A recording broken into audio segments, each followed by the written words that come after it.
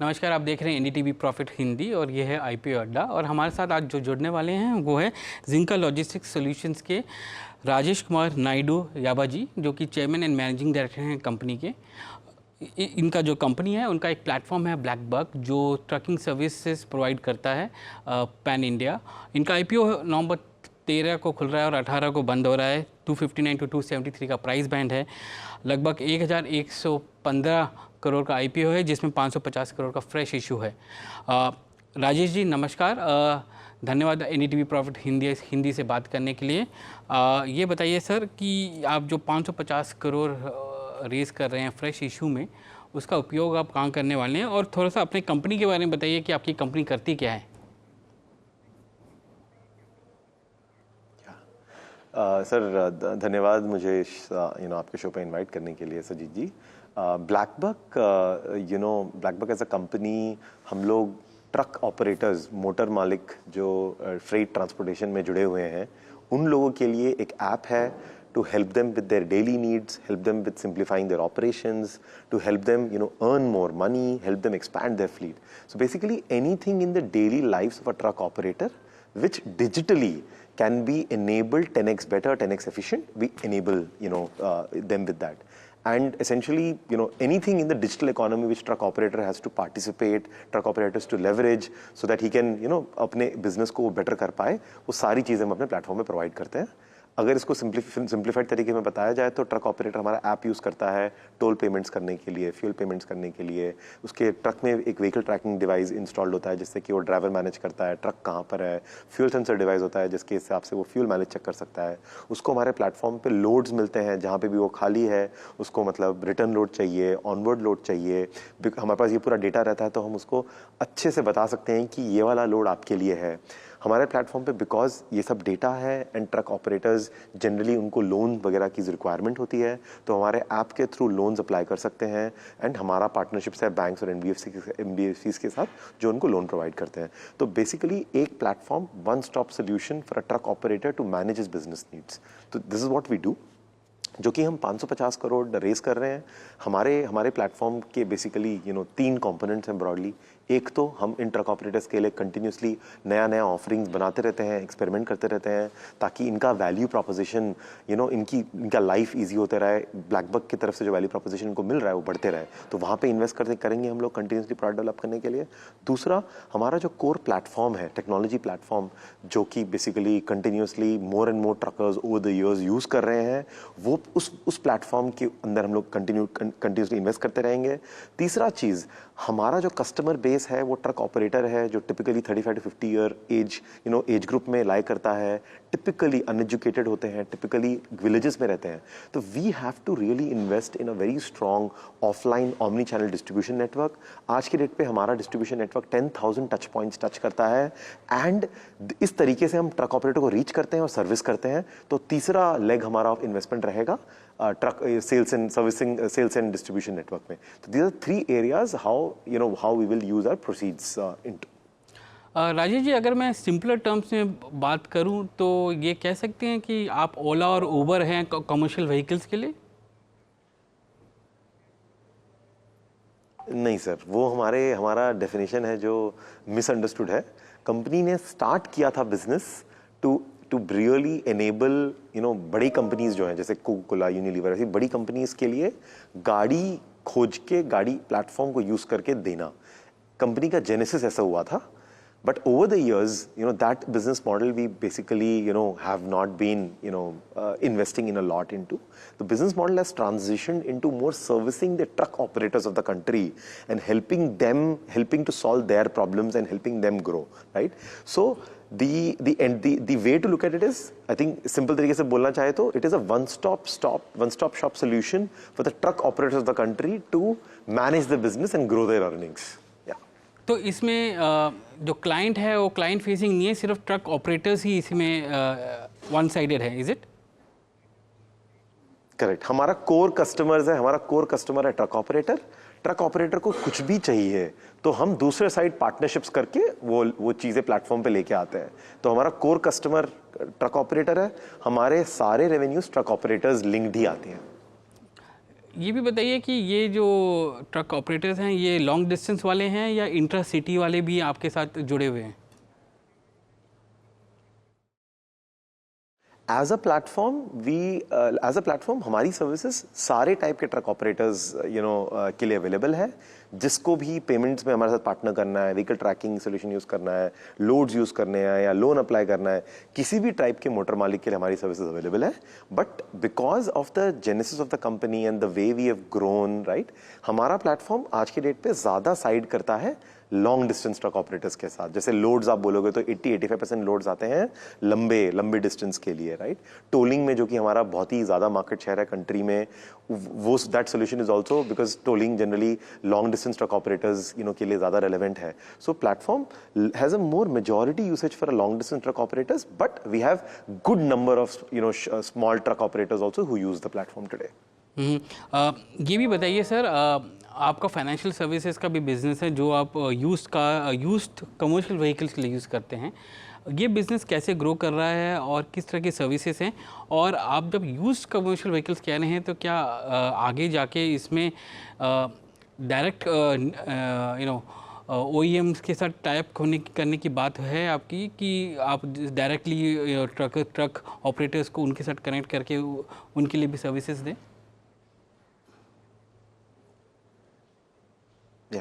Sir कि जो हमारा यूज कमर्शियल व्हीकल फाइनेंस का बिजनेस है, लार्जली वो टेक्नोलॉजी बिजनेस है। हम लोग origination is generally our core forte. हम लोग लोन ओरिजिनेट करते हैं, लोन को सर्विस करते हैं, एंड उसके लिए हमें अपना नेट इनकम बनता है, टेक्नोलॉजी फी इनकम मिलता है हमारे पार्टनर्स से। सो हमारा कोर फोटे ये है। एज वी मूव फॉरवर्ड, जैसे आपकी बोल रहे हैं, जैसे OEMs हैं, OEMs को लाइक हमारा बिजनेस यूज कमर्शियल व्हीकल का है, तो largely used is what we finance. New vehicles typically are bought by large fleet operators. उनकी problem statements of really finding a loan, is really not there because they get serviced really well by banks and, bigger NBFCs, etc. But for a small truck operator who's living out of a village, financial services are really not accessible. If he can use a platform where he can get connected to multiple, banks and multiple different NBFCs from which he can get a better rate and actually get a loan. So हमारा business largely used commercial vehicle financing origination game में ही रहेगा for the, good future. आपका अगर हम RHP देखें तो आपका लगभग 160 करोड़ का टोटल बोरोइंग है, जिसमें लार्जली जो देखा जाता है वर्किंग कैपिटल रिक्वायरमेंट है। आप प्लेटफॉर्म बिजनेस में हैं तो आपको इतनी वर्किंग कैपिटल रिक्वायरमेंट की ज़रूरत क्यों है? Yeah, most of this working capital requirement is for the the older business of enterprise business, which we are hiving off. Right. So as few quarters go by, most of this working capital would be narrowing downward as well. Yeah. So it is the older business which we have hived off, and it is coming down as we move forward. All the businesses which are in the core business, which are in the continued business, right, which is the core business line item today, all of them are negative working capital, and we receive the money much ahead in advance.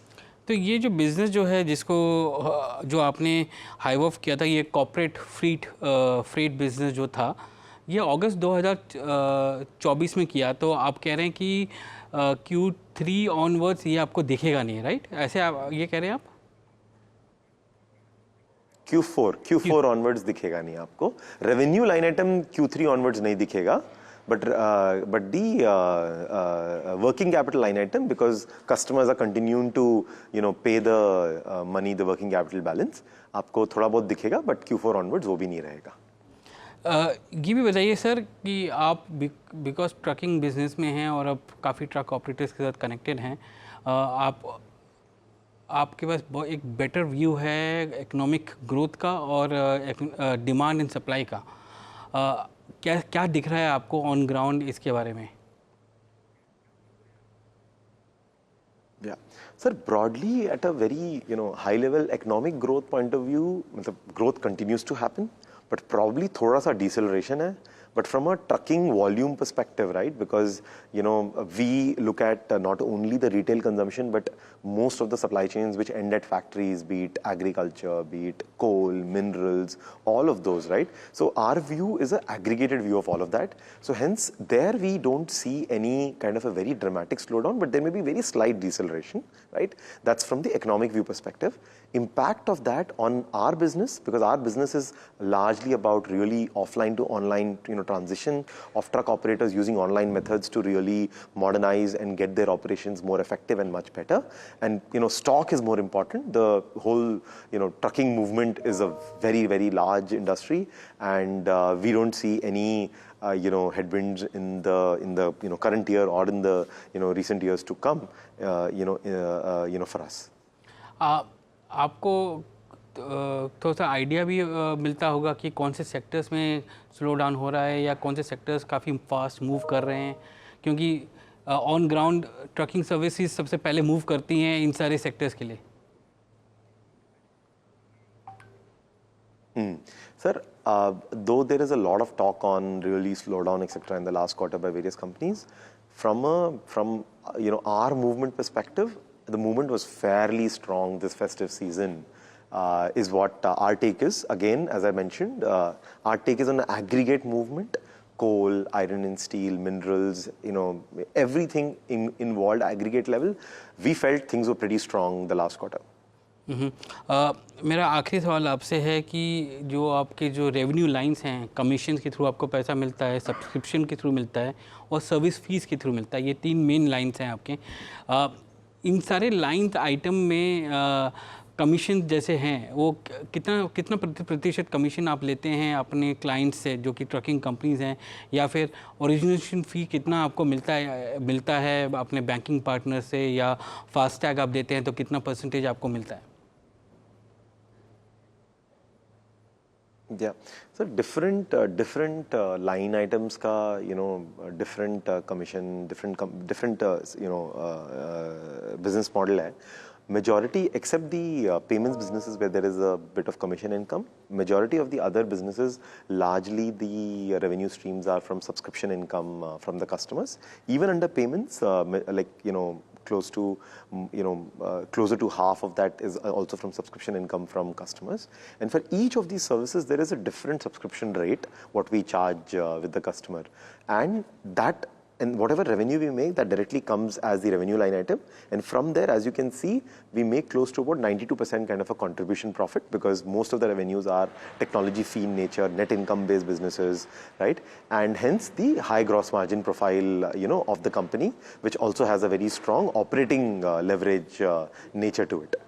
Yeah, because the truck customers we acquire revenue from, let's say FY21 में जो हमने customers acquire किए, they continue to retain in a large portion, and the revenue continues to compound on the platform, and that revenue typically is at a 92% kind of a gross margin profile.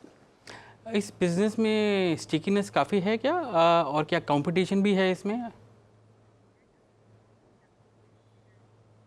We as a company across as a platform, right, end-to-end platform, किसी से भी compete नहीं करते हैं, because there is no one company which does all of these things together.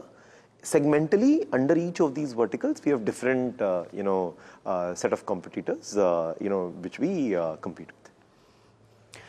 Rajesh ji, आपसे बात किया हमने, काफ़ी अच्छा लगा. आपका आईपीओ जो है जिंका लॉजिस्टिक्स सॉल्यूशंस नवंबर 13 को खुल रहा है और 18 को बंद हो रहा है. 259 to 273 के बीच का प्राइस बैंड है. 1115 करोड़ का आईपीओ है, जिसमें 550 करोड़ का फ्रेश इशू है, और कंपनी की वैल्यू लगभग 4,818 करोड़ है upper end of the price band में.